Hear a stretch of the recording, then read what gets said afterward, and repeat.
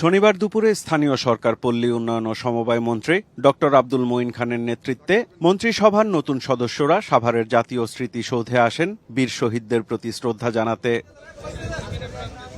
মহান মুক্তিযুদ্ধে শহীদদের প্রতি প্রথমে সম্মিলিতভাবে শ্রদ্ধা নিবেদন করেন মন্ত্রী প্রতিমন্ত্রীরা। এরপর একে একে মন্ত্রণালয়ের পক্ষ থেকেও শ্রদ্ধা নিবেদন করেন তারা। এ সময় দেশের শান্তি ও সমৃদ্ধি কামনায় দোয়া ও মোনাজাতে অংশ নেন তারা।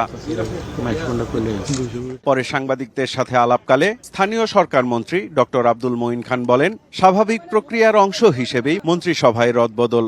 দেশ পরিচালনার চ্যালেঞ্জ নিয়েও কথা বলেন তিনি।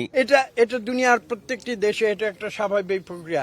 আমরা কাজ করব, আমরা কাজগুলো সঠিকভাবে এগিয়ে নিয়ে যাওয়ার জন্য অ্যাডজাস্টমেন্ট যেটা প্রয়োজন হয় সেটা করবে। আমরা 2026 সালে এসে আবার নতুন করে জনগণের ভোটে আমাদের প্রধানমন্ত্রী জনাব তারেক রহমানের নেতৃত্বে আমরা এই দেশকে নতুন করে ইনশাআল্লাহ গড়ে তুলব। সরকার দেশের মানুষের জন্য পরিকল্পনা বাস্তবায়ন করছে জানান বেসরকারি বিমান চলাচল ও পর্যটন মন্ত্রী। চ্যালেঞ্জ তো অনেক রয়েছে, সেই চ্যালেঞ্জগুলি মোকাবেলা করতে হবে। ইতিমধ্যেই 6 মাসের মধ্যে আমরা অনেক দূর কাজ এগিয়ে নিয়েছি।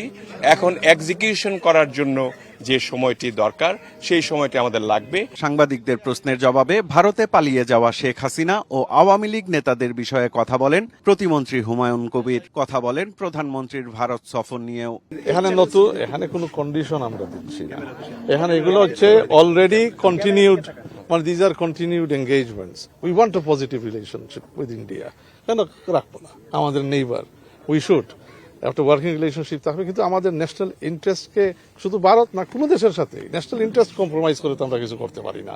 এবং আলোচনার ভিত্তিতে আমাদের ন্যাশনাল ইন্টারেস্টের ভিত্তিতে আমরা অবশ্যই যাব যখন দ্য টাইম। পরে জাতীয় স্মৃতিসৌধের পরিদর্শন বইতে স্বাক্ষর করেন নতুন দায়িত্ব পাওয়া মন্ত্রী প্রতিমন্ত্রীরা।